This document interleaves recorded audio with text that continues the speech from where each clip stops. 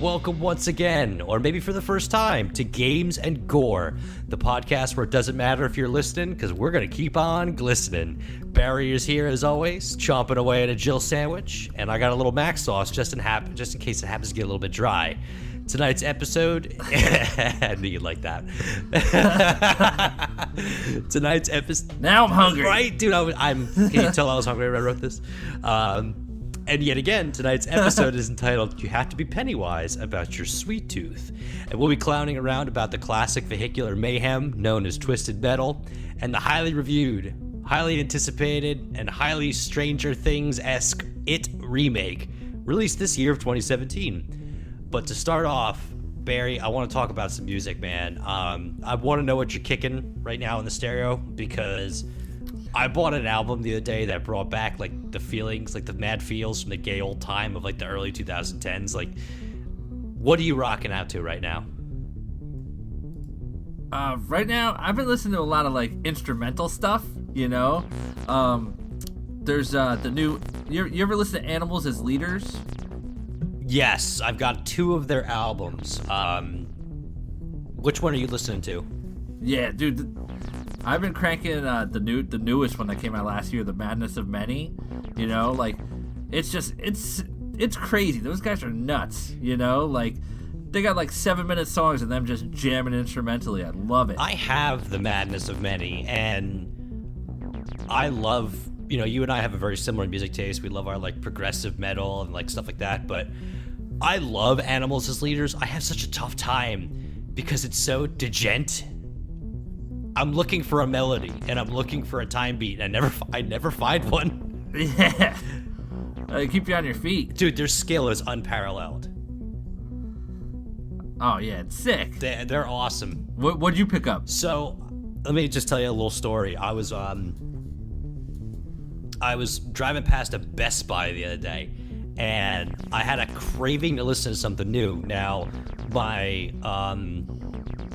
my data was like right at the end of its time to cut off. I have like used 99% of it, so I couldn't listen to any like iTunes music. I couldn't listen to a podcast. I couldn't even Google somebody's name. I was so close to going over my data, and so I was like, oh shit, a Best Buy.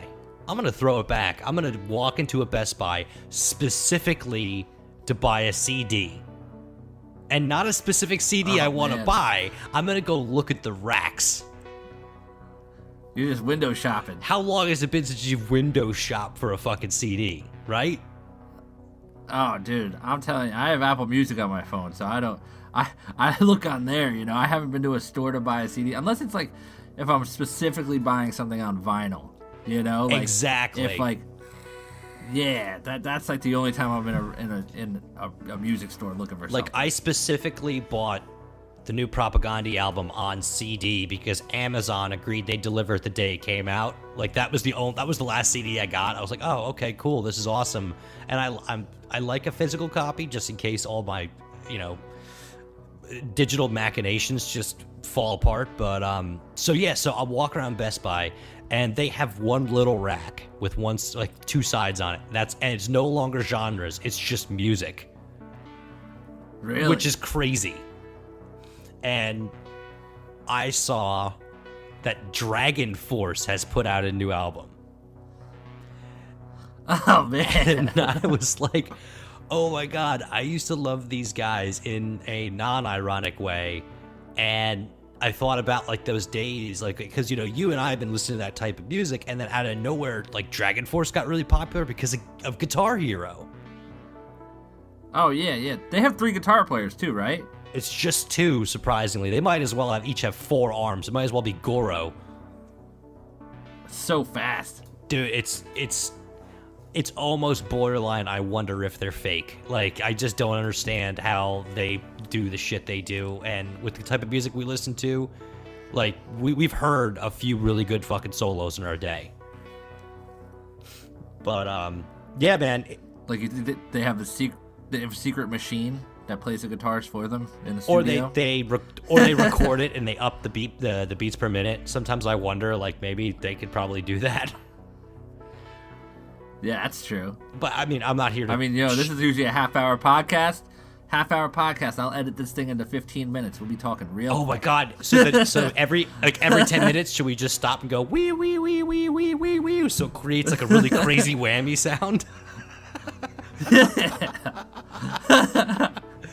So, but in all honesty, actually, I don't know how much Dragon Force you listen to, and I'll never remember the name of the albums, but like a lot of their original shit actually had a rhythm to it and actually had riffs, and it seems like they kind of went back to that, and it's been like this really cheesy hair metal adventure that I've been listening to that I've really actually been enjoying. It's been a lot of fun, and that's what their music was always about. Just how silly can I make this sound, and how cheesy can the chorus be? They're still doing it. They're still doing it. So you're listening to Steel Panther, aren't you? Oh, don't lie to me. My God, who doesn't listen to if you don't listen to Steel Panther, there's something wrong with you. I don't care, male or female, but it's got to turn you on. I'm telling you right now. Mood music. The next Marvin Gaye, ladies and gentlemen. I'll tell you, that's so funny. You were texting me earlier at work today. I'm sorry, it's been crazy, but you were saying some shit about GameStop. GameStop's got some crazy shit going on. I guess they're trying to, get in on the action on like game rentals. So like kind of like, how GameFly does it and all that type of stuff, and with like, you got like the Xbox Marketplace. I guess they're trying to get people to come into them to get their games.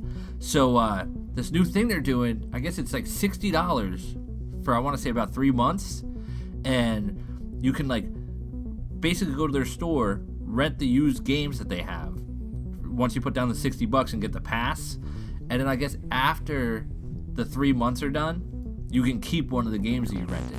So you figure you pay $60 for a brand new game anyway. You're getting 3 months to play a bunch of different games, and then after the 3 months, you get to pick the one that you like best. Interesting. I really like this model because when you get the subscription services like the Game Passes and shit like that on, let's just say Xbox, because it's kind of what you and I use primarily, they pick a few games that, a month that you could play. Like Xbox Live gives you like 3 free, and then the Game Pass will give you like access to all of EA's for a little while or something.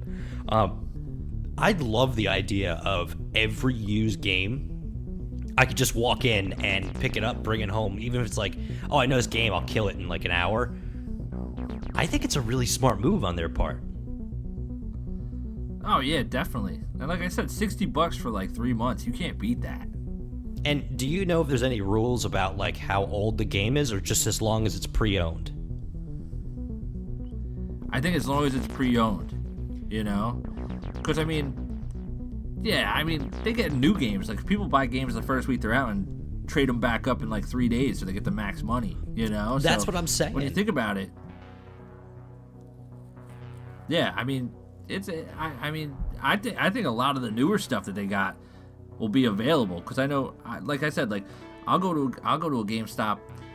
Within the first week of games out, there's a used copy of it. It's like, would you like to pay $60 for the game, or would you like to pay $55 for the game? And I'm always like, I'm gonna pay the $60 and get it brand new. Like, yep. I'll put the $5 out. Absolutely. So you know that some kid wasn't slobbering on it. Exactly. Then they always ask you if you want to do that whole like warranty thing for like another $5, and I'm like, no way, nope.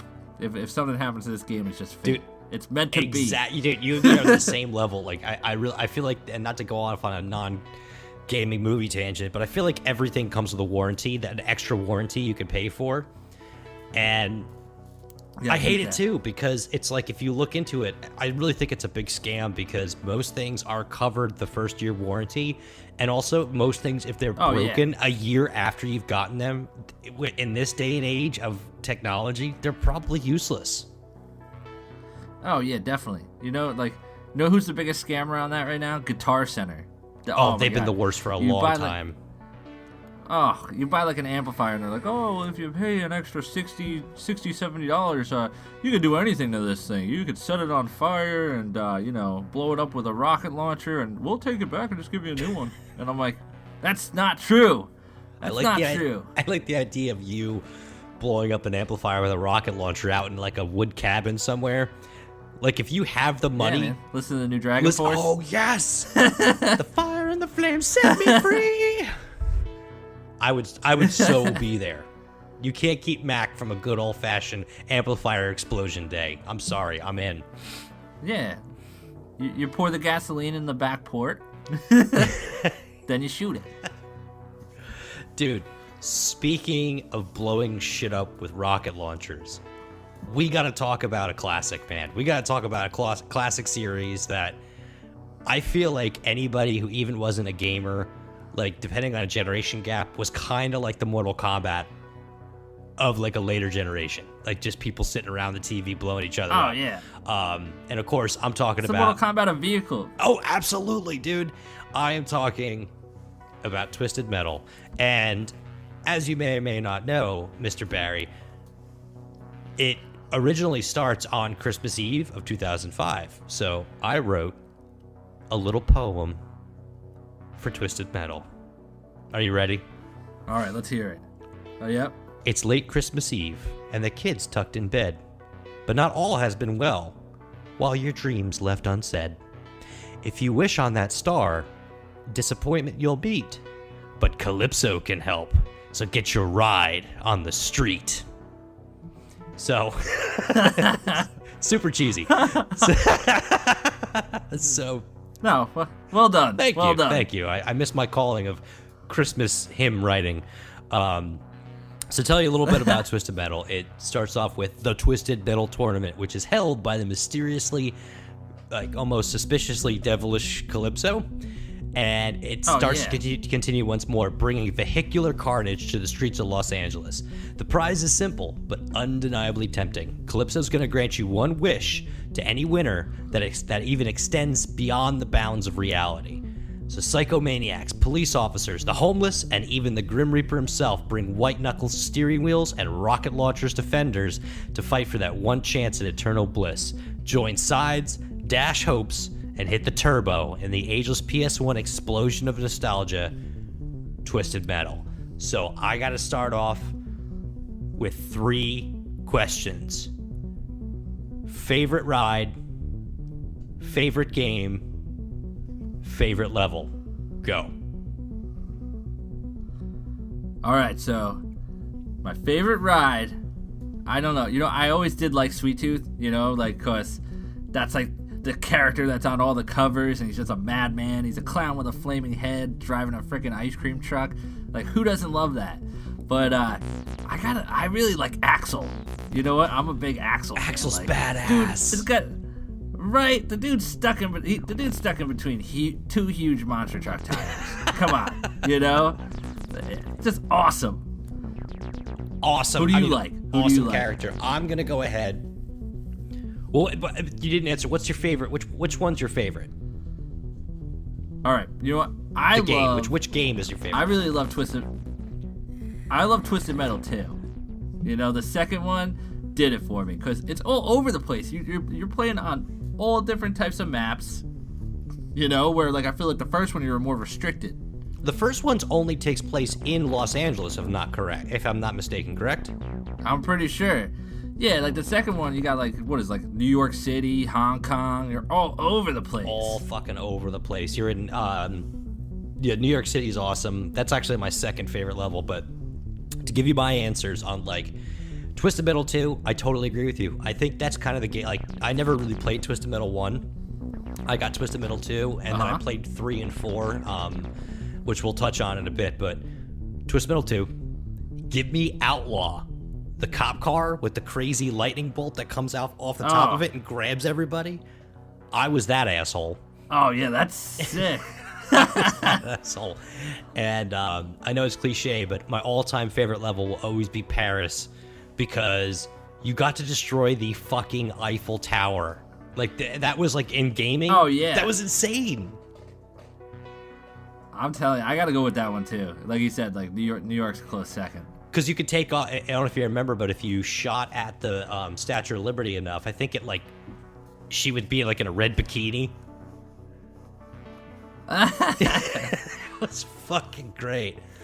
So, I'm telling you, I'm so surprised that they don't have one of these for PS4. Like, Twisted Metal's been dead for 5 years, you know? Like, for PS3, they had the reboot in 2012, but, like, there's no talks of this game. And, like, I mean, PS4's been out forever. Well, you know what sucks is actually what's funny is the Twisted Metal reboot did really well. Like, it sold a lot of copies. Yeah. And Sony actually owns the rights to this game. Because I think, what's the guy's name? David Jaffe, I think his name is, the guy who helped create this. Basically, kids were like reaching out to him online, like saying like, "Hey, PS4's out. Where the hell's the Twisted Metal?" And he said, "Hey, it's like not in my hands. It's all with Sony." Well, it got bought by a lot of different companies, and I think that really fucked it up because it started off, the first and second one were made by Single Track, which it was like all they did. From what I know, I don't really know much about Single Track, and then Sony's in-house team, which is the 989 Studios, they took over like Siphon Filter, and then they took over Twisted Metal, and then those games, they were okay, but they weren't anywhere near what the first two were. And oh yeah, how come we don't have another Twisted Metal?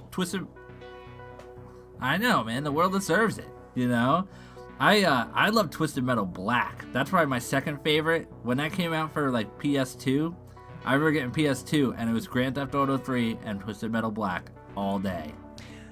Wasn't that the one that you created your own character and you joined like a gang? You could join like Sweet Tooth's gang. Oh yeah. Yep. That game was so good. So good. For its time, you know, what was it, like 2003? Well, it was so funny because what I loved about the Twisted Metal ones is, especially 2, like, it was a serious game. You were in cars in a post-apocalyptic world, blowing each other to smithereens, and it had these really cheesy, like, cartoon comic book graphics that would accompany the stories at the end. And I was like, this is so goofy, but it's supposed to be serious. And then Black apparently was just, like, fucking dark. Oh yeah, totally. Like the doll face, that character. Like, did you ever see that? I have seen Dollface. It's creepy. But you know, there were kids bitching online that like, oh well, maybe Sony isn't like rebooting it because the characters aren't relatable enough. I'm like, the characters aren't fucking relatable enough, dude. Like, this is all imaginary. This is a made up thing. They're not supposed to be relatable. That's like saying Mortal Kombat and Street Fighter games aren't succeeding because they're relatable. I mean, you got dudes that fucking can throw spears out of their hands that have skulls as faces. Like, get a fucking grip. Mortal Kombat's relatable because they have babalities, and, you know, everybody used to be a baby. Everybody starts as a baby. That is true. I don't have a fucking argument against that. Because that's what you did. You did babalities in Mortal Kombat 3 when you beat your friend after a long, hard fight. Actually, yeah, you did, because it was a big fuck you. You're a baby. Yeah. I'm telling you. You wish I finished you off with a fatality. Or, babality. Do you remember doing friendships? That was the biggest middle finger. When the balloons would come up, friendship, and they would like, Katana would like play with her fans and shit, and like people would, oh my god, people get so pissed at me when I did them. But another thing one of the things I wanted to bring up, especially about Twisted Metal 3, which I played a decent amount of, but have zero memory of the levels. Like, I think it was really a boring game, if I remember correctly. But Rob fucking Zombie and Pitch Shifter as the soundtrack, dude. Yeah, it was like Hellbilly Deluxe times, right? Yes, what was that, like 1998? Meet the Creeper, Living Dead Girl, all just blasting through your fucking TV. I'm telling you. It was like, because those are the days when, you know, PlayStation with the discs is really when we started to get uncompressed, or at least not as badly compressed, real tracks of music. Like, it was fucking blowing my mind driving around as like Spectre to Meet the Creeper. It was so fucking cool to me. Wearing your Jenko jeans and with my Deftones t-shirt, my fucking flame, my button shirts with flames on them, and my puka beads, bro. 90s. In 2000. Right. Hey, I can't believe that's 20 years ago, man. I'm feeling dated. Dude, how old are these games if you think about it? Like, these games are fucking ancient. Oh, yeah. Oh, I'm telling you. Like, I mean, I think the first time I had, like, a PlayStation was, like, what, like 1997? Something like that, you know? Somewhere around there. I think Final Fantasy VII came out in 97, and it came out, like, the year the PlayStation came out, which is insane. That's 20 fucking years. Oh, yeah. I remember just playing Tekken all the time. I remember all those blocky games, man, like Virtua Fighter, fucking Tobal #1, like all these random games that would come on demo. Remember demo discs? Yep. Remember how stoked you were? You get They come with like magazines. Yeah, you get your magazine, you get to play like 5 different first levels of games. It was awesome. I'm telling you, but definitely Twisted Metal was one of the top games when it first came out. So good. I mean, like I unfortunately don't have a PlayStation 1. I'm really considering like trying to find one because they're just a fucking classic. And yeah, if you gave it to a kid now, they'd look at you like you're fucking crazy because PlayStation 1 games unfortunately didn't age very well. I mean, if you look at them, it was that first real jump into that polygon 3D. They didn't age well at all, but you and I are gonna have that like memory of just sitting there as a kid, just like, holy shit, look how fucking cool this game is. Oh my god, I can blow people up with a car. I'm in heaven. Oh, I'm telling you. You know, you ever try hooking one of those systems up to like a newer TV? Try to hook a PlayStation 1 up to a newer TV and see how it looks. It's terrible. Oh my god, you're right. I didn't even think of that. The aspect ratio, the fucking oh my god. Oh. You know what? I did that when I first got like my first like flat screen TV, and I got like a 42-inch, and I hooked what did I hook up to it? I think it was like maybe like a PlayStation 2, but I was playing Resident Evil 1 on it, like an original copy I bought off eBay. And like I was like trying to run through like the mansion, and I'm like, I cannot even tell what's fucking going on right now. Everything's so pixelated. It's all pixelated blocks. And that same... Try to play Twisted Metal like that. Oh my god, no way. A more fast-paced game. That's what's so funny about that time is PlayStation went for quote-unquote realism, or realism at the time, and Nintendo stuck to their guns and stayed cartoony. And what's funny is you can still watch somebody play the original Mario 64 on a 64, and yeah, it's going to look a little blurry, but it still looks good. PlayStation games don't. They just don't. But, I know. One more thing I wanted to bring up about... Hey, so... Good. I was going to say, one more thing I wanted to bring up about Twisted Metal is... Did you ever play a copycat? Because there were so many copycats of Twisted Metal. And if you did, do you remember liking any of them?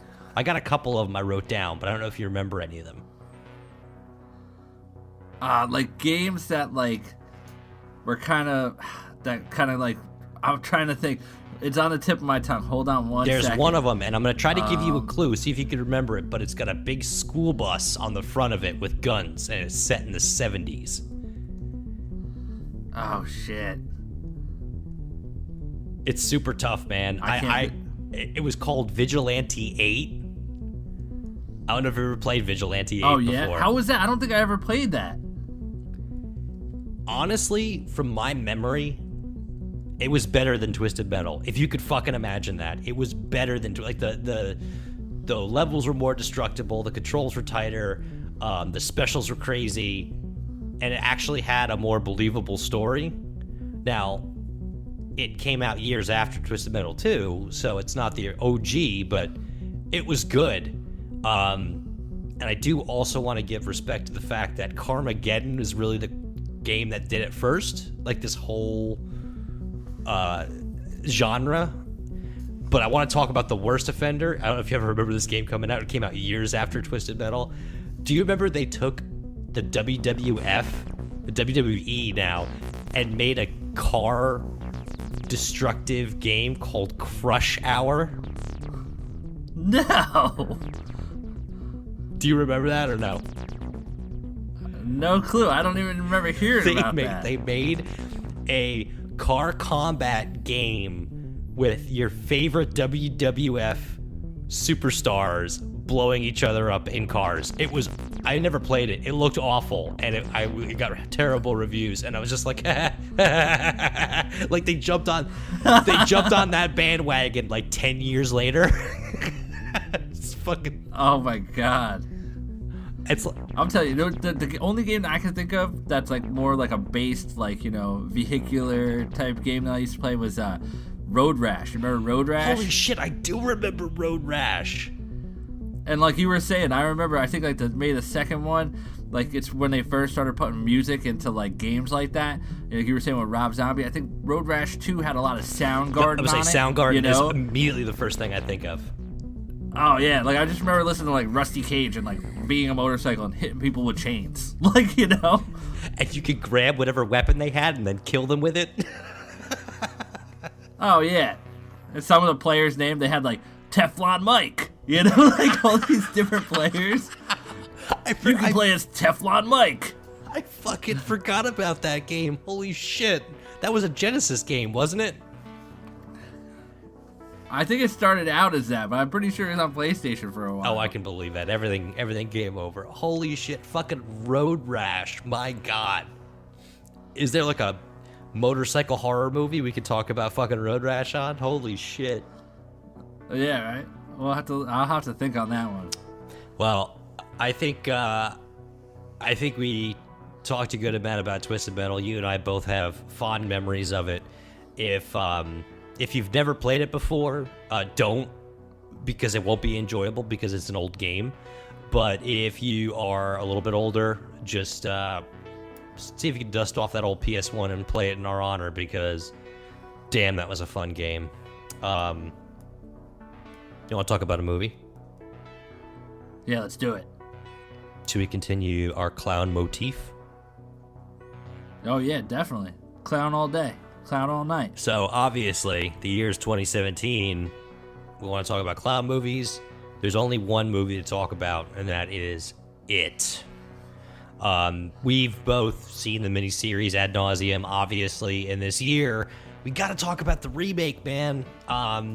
You and I both saw it in the theaters, and we've touched on it a little bit. I don't think we've had a full discussion on it, so I really want to dig into this film and talk about if it was good or bad or anywhere in between. So just in case you live under a rock and you've never read the book, watched the miniseries, or seen the movie, let me go ahead and give you a little synopsis. So, Bill Tenenbrough is a young teen haunted by the disappearance of his little brother Georgie on a rain-soaked afternoon in October. 1 year after the incident, Bill is still struggling to cope with the loss of his brother, and strange occurrences start to happen around the small, pristine town of Derry, Maine. A group of teens start witnessing lucid visions of wandering balloons. Demented paintings come to life, and of course, a dreadful clown known as Pennywise. Kids start to disappear, and the town itself seems completely unfazed with these wayward children.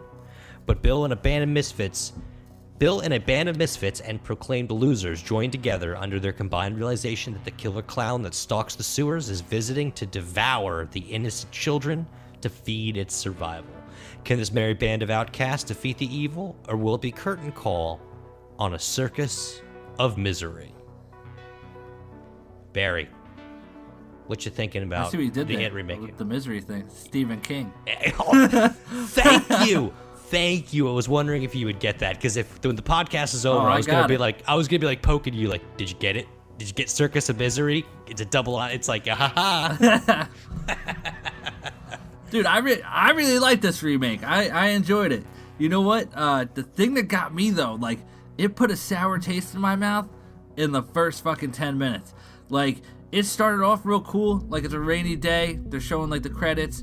You know, Bill's making Georgie's boat, you know, and he's like, oh, you got to go down to the basement, we got to put the wax on it so, you know, it still floats, you know.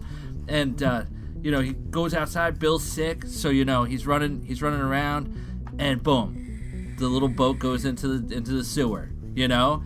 And I'm like, oh, man, this is starting off real cool, you know, like, because he hits his head on that, you know, that little, like, police, like, blockade It's like thing, almost shot for shot with improvements on little spots. Yeah, but like, And then once you see, like, what is that, like Skarsgård, like once you see it come out of, like, you know, the sewer, I was like, oh, this is kind of cool, because they didn't show you too much of him in the previews. They don't let you know what he sounds like too much.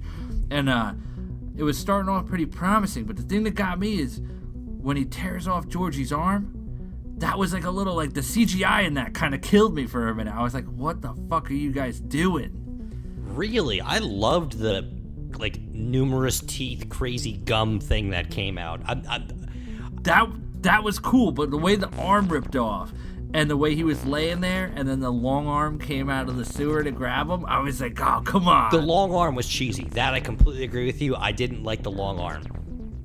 I did like the teeth part, though. I'll agree with you on that. That was pretty creepy. But the long arm was kind of... Well, you gotta think about the fact that you and I both love horror, and this movie has a way bigger audience than horror. Yeah, and oh yeah. People like shit like that. They actually, this movie, I looked today, it's grossed $670 million since it came out last month. Holy shit. Over $500 million. Oh. That's out there, man. That's like, I think it might be the highest grossing horror movie right now. Holy fuck. And I thought Deadpool was successful. Holy shit. Yeah, I'm telling you, dude. This year's been a good year for horror, though. I mean, Get Out and this movie, I think them combined, they've done over $1 billion in sales. You know, I still have not seen Get Out. I think we're gonna have to find a way to talk about that on this show, so I can finally have a reason to watch that. Oh yeah, dude, it's a great movie. I love that movie. But yeah, it was good. I really liked, like, you know, how it kept to a lot of, like, the backbone of the original TV series, you know, like, I mean, it kept to, like, you know, the kid. I really like how this is the kids one, you know, and just like the things they encounter, like, it's crazy, like certain things that weren't in the original TV movie, like with, like, the people burning in that nightclub.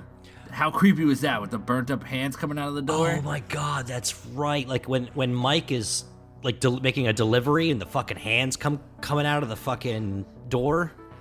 Yeah, and they call it the black spot. Like, I'm like, this is crazy racist. What? Well, the book touches on a lot of social topics, which I don't really feel like the miniseries really. It kind of swept it a little bit. I mean, it was there, but it didn't really touch a lot on, like. Did the miniseries even have, what was it, the gay couple that got smashed in the beginning of it? What was it, a couple or was it a gay? No. It was a gay couple, yeah. It was a gay couple. They didn't touch that in the miniseries. They didn't even touch it in the movie. Nope. No, yeah. Of course, yeah, they beat that kid down, they throw him off the bridge. And then all the balloons come up. They played with the racism in this movie, though, which I thought was very smart, that they didn't sugarcoat it and make it all pretty and ha ha ha, it's just a bunch of kids getting attacked by a clown. Like, they dealt a lot with Mike getting fucking tortured for the way he lived, for who he was, and that made him the biggest little badass in this movie, in my opinion. I think Mike was the most badass. Oh yeah. Yeah, no, he definitely shines in this movie. Fuck you yeah. know. But, you know, I love how these kids band together. You know what I'm saying? Like, they're like, we're just gonna hang out every day and try to stick together so this thing doesn't get us. It's gotta be really fucking hard to cast kids in movies. It's gotta be, and they couldn't have done a better job. These kids were fucking professionals in this movie. They cursed and talked like we did when we were kids, when there were no adults around. It was perfect. Oh man, you know who I loved in this movie though? Finn Wolfhard playing Richie Tozer. He was my favorite. He was my favorite in the whole movie. He was great. Right? I mean, because that kid's he's just swearing and getting into trouble. Like, I was that kid when I was little. You know, like, making smart-ass jokes the whole time. And he doesn't look like the stereotypical badass kid that curses and gets into trouble. He's probably the most nerdiest looking out of all of them. Oh, yeah. I mean, the casting was absolute perfection. What did you So Skarsgård, the younger Skarsgård, is it Bill Skarsgård? It's Bill, yeah. Bill. What do you think of his portrayal of Pennywise, voice and looks? I liked it because it was a lot. It was really different. You know what I'm saying? It has that whole, like, you know, way back, like 1800s look of a clown, and his voice was really creepy, you know. But I don't know, man. I'm a Tim Curry guy all the way as far as the It clowns go, because I felt like he looked like a normal clown, and like he kind of didn't lay it on as thick, which made it even scarier to me, because he was kind of like, hey, like, I'm your friend, what's going on? You know, like, it kind of like made you feel like, hey, maybe this guy's all right. And then once you felt that way, that's when he had you. That's when he's betraying you. That's when he's killing you. I completely agree with you. If I could take the perfect Pennywise, I would take Tim Curry's voice acting, and I would take Skarsgård's appearance, because I felt like not always, but I feel like Skarsgård's voice was very, I want to try to be Christian Bale from Batman, and then I also want to be very friendly. And sometimes it felt... Where's Falcone? Where is he? Where are the drugs? Like that. Do I look like a cop? I'll tell you, when I first watched that Batman, I was like, what the fuck is Christian Bale doing right now? And it carried over 3 movies. The worst part is when he's like all beat up at the end of the second one with Heath Ledger, and he's like, now you have to realize there's some people in this world that are good on the inside. And I'm like, oh my god, it's the terrible voice, plus he's injured? Like, this is terrible. I'm telling you. Speaking of clowns, Heath Ledger. Oh my god. Okay, so we're on an all-clown roll right now. Dude, I'm glad you think that. I think that the appearance, they just knocked it out of the park, especially because they brought a lot more of the history in of Pennywise, like from the older days in good old Maine. I feel like the fact that he looked like an older clown is great. The voice left a lot to be desired. I still think his creepiest form is that fucking painting in the rabbi's room. Oh my god, that was so weird. That painting of that lady. And it looked like the guy who did this. What is his name? Andy Muschietti, right? Muschietti. Yep. He did that movie Mama, and like, did you ever see Mama? That painting looks like Mama. I've just seen the cover of it and have said no, thank you, and yes, please at the same time.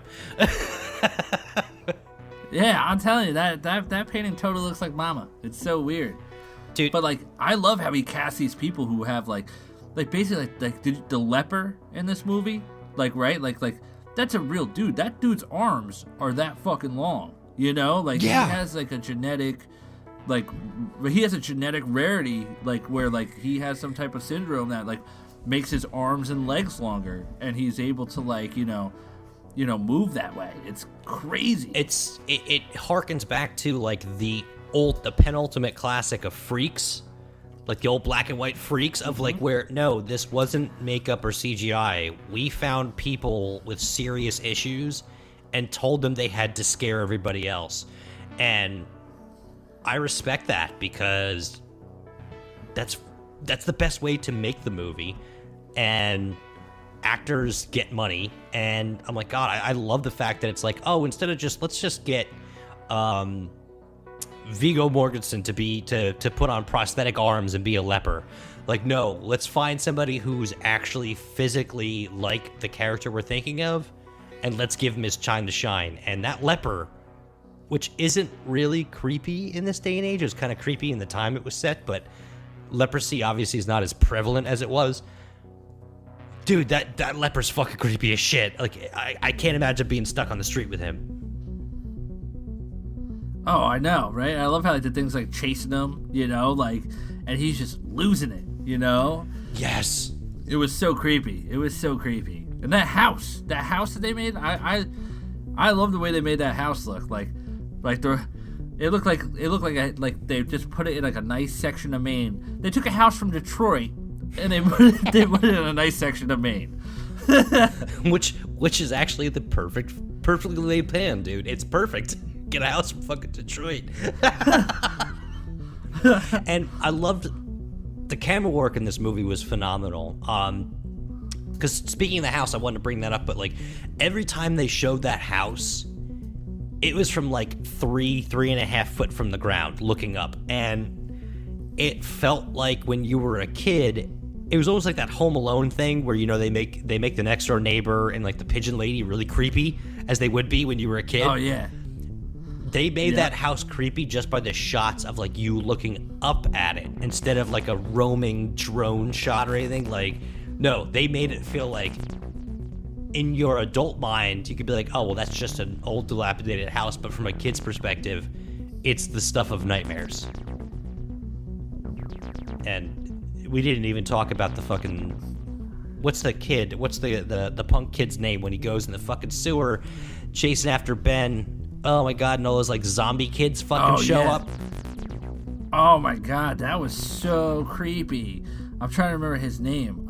Shit. Oh, he's the fucking outsider kid, the punk kid with the knife who kills his father. Yeah. Oh my god, I don't remember. You know who that kid looks like?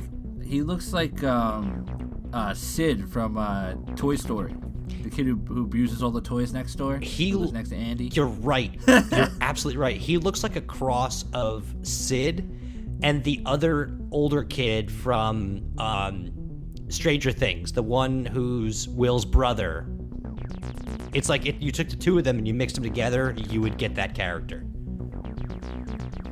God, I could totally see that though. I'm trying to, it's Henry, right? It's Henry. Is it Henry? I'm gonna just go with it and say it's Henry. It's Henry. It's gotta be. You know, I fucking hate to. Yeah, Henry Bowers, right? Yeah, that sounds right. Oh, are you cheating right now? You know what? It's it. Yeah, you know it's the other kid, Patrick Hockstetter, right? Yes. Okay, it's Patrick Hockstetter. Yep. It's the kid. Yeah. It's the other kid. But yeah, that's so creepy. Like how he's going down there looking for them. And then he finds those kids down there, and then he runs into a spot where he's just like backed into like there's like a graded up sewer way, you know, and he can't get out. I was like, holy shit! And all the balloons start popping. Yeah. Oh my god. I'm telling you. I know we talked about a lot of scenes, and we might just rehash here on it. But what's your favorite scene? My favorite scene is one we haven't talked about. What's your favorite scene? Trying to think. I don't know. My favorite scene. You know what? I do love when like Beverly is in the bathroom and the blood comes out of the sink. Like that's one of my favorite scenes from the original, and that's one of my favorite scenes from this. I saw the preview for this before the movie came out, like online, and the blood was black. And I was like, fuck, man, they're going to do the blood black? No. I remember this. And it just turns out that it's something where, like, they weren't able to show the blood red in the preview because it would have, like, they wouldn't have been able to, like, add it in or something. Like, they would have got it would have had to be a red band trailer if they showed it as blood, if I'm not mistaken. And they wanted that to be their normal trailer, not their red band trailer. Yeah. So then when I saw it in the movie theater and the blood was red, and I was like, yes! And, like, basically, like, she's like, I gotta clean this up, and no one sees it but her. Like, her really, like, molester of a dad comes in, and he's like, hey, you know, Bevy baby, what's going on, this and that. And, like, you just see the room's covered in blood, and he doesn't see it. And I'm just like, oh my god. Yo, Mr. Marsh is a worse villain than Pennywise. We can just fucking start that and end that right there. Oh, he's terrible. Before I mention my favorite scene, you brought up a good point, somebody we haven't talked about. I don't know the actress's name. I don't have it in front of me right now. Whoever they cast for Bev is one of the perfect castings in my mind. She epitomized the attractive and this is going to sound perverted, but the attractive and sexy high school girl that no one recognizes as attractive, is her own rebel, has her own demons, but manages to stay in her own lane and be this cool, calm, I don't care, the popular girls, tease me. They wrote her character perfectly in this movie because I felt like they could have went very fucking whiny with her. And the actress just nailed the part. She was fucking awesome. And I mean, she stole the scene whenever she was there. She was great. Oh, yeah. Dude, her name is Sophia Lillis. And guess what year she was born in? This is gonna blow your fucking mind. She was born in 2002. What? Oh no! So kids who were born in 2002 are 15 now, Mac. How bad is that? That blows your mind, right? Oh my god! It's the coming of age. It's like holy shit. And she looks older than 15 too in this film. Like she almost looks like she's like the 22-year-old playing a no, she's 15. And the acting chops on her belie her age. She was fantastic. Oh yeah, she did a great job. Okay, so Barry, my favorite scene will always be the fucking projector. Oh, that's a great scene. They did it I'm telling you, I love well. how the dad is like giving him shit for that because he's like trying to plot out like the dad's like an engineer and he's trying to plot out the sewer lines. Like, yeah, this one's it. Like, what a smart kid, you know? But like the dad freaks out on him first, and then this kid's like, you know what? I'm gonna push the envelope. I'm gonna have all my little loser friends over, and we're all gonna look at this stuff together. And the movie sets it up perfectly where you think it's over, and then the giant fucking Pennywise just shows up outside of that projector. Oh my... I mean, I knew it was coming, and I jumped out of my fucking seat. It was a great setup, though. Even when they put that in the trailer, it made me want to see this movie. Because when somebody told me that they were remaking it, I was like, this is gonna suck. Like that's absolutely. one of my favorite horror movies. You know, that was one of my favorite horror movies growing up as a kid. I mean, a TV series, but like, I always consider it like a movie. It really is. But, it's a quote-unquote mini-series. Yeah. But when I saw the trailer for this thing, I was like, man, they're gonna do it. They're going hard. You know. They just did it right. They took this nostalgia phenomenon of the 80s and horror from Stranger Things and other sources, obviously. And they just turned it up to 11 with an R rating. It was hands down, and I had high hopes. I had high hopes for this film, and I walked out saying, oh my god, I'm shocked they actually met my fucking high hopes. I can't believe how much I enjoyed this film. It's an instant buy on Blu-ray for me. I don't know about for you. I'm sure it is. Just... Oh, yeah, definitely. Just killer film, man. I loved it. And they're gonna own the box office next year too when they do the adult version. You know, they're gonna kill it, dude. There's gonna be lines down from the movie theaters to get into this fucking movie. I guarantee you. No childhood orgy at the end of the film, and I can't say I'm upset about that. I can't say I'm upset. That out. I am too. As a purist, I'd like to see the book translated into the movie as much as possible, but that's one small point I can go ahead and go, yeah, I'm okay, that's out. I'm cool. Yeah, I mean, like, you know, Stephen King, you really didn't have to put that in the book. You know, we get it. They all bonded. They all bonded after they got rid of this menacing, you know, shape-shifting monster that presents itself as a class. That's one of the... You really don't have to get heck. It's one of the few things that doesn't translate to film. Level. You know, you can have these fake kids bone the same girl over and over, but you can't ask these childhood actors to do it, and you certainly can't ask the audience to pay and watch it. So yeah, no, it was a smart move. All right, man. You got anything else you want to bring up about the wonderful It remake of 2017?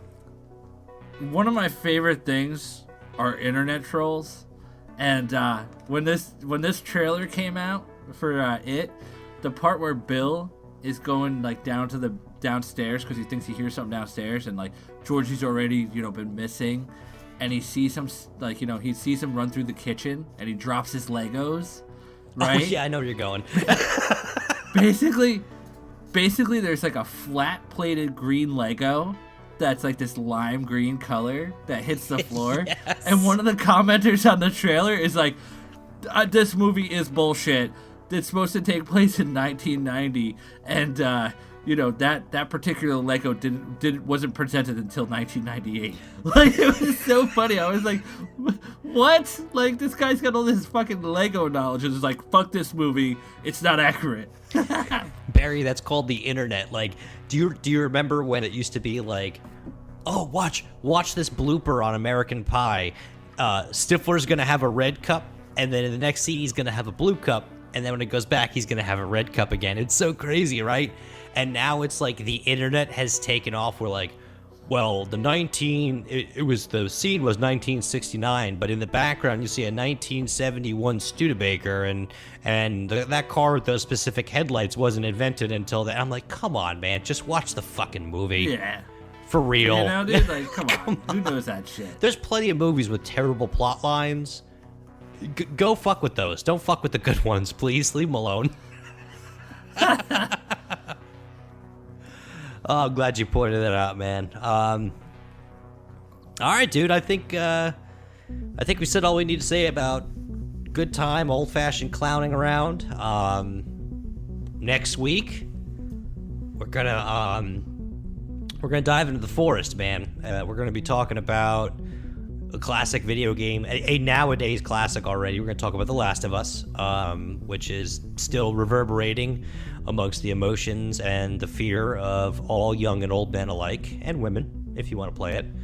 And we'll definitely dig into a newer film as well, It Comes at Night, which I'm really excited to talk about. Yeah, I think they're a great pairing together, and I think we're gonna have a lot of fun talking about it. So, Barry, it's been a pleasure, my friend.